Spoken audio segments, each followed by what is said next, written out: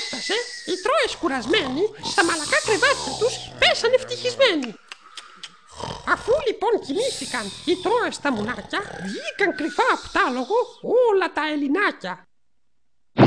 Με φοβερούς αλλαλαγμούς ανάβουν τα δαυλιά τους, με τ' άλλο χέρι πιάνουνε τα κόκκινα καβλιά τους. Γιούρια! Πάρτε τους τα σόβρακα! Μέσα στην Τρία μπαίνουνε σαν πρίεποι βαρβάτη.